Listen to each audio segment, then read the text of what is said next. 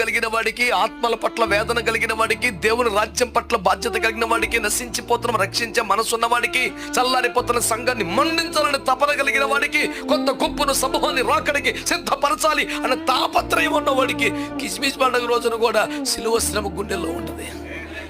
ఈయన వాడికి గుడ్డివేల రోజున కూడా ఏ రకంగా తినేద్దాను మూమెంటే ఉంటుంది.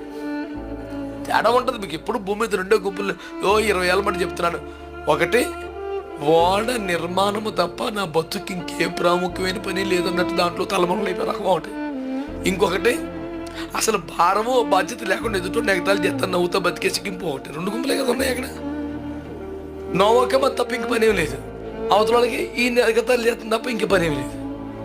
అసలు భారమే లేకుండా సరదాగా తుల్లితో నవ్వుతా బతికేసే బ్యాచ్ ఒకటి.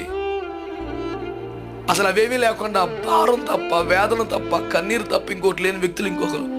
ఈ రెండిట్లో ఏదో ఒక బ్యాచ్ నువ్వు చెందాలా.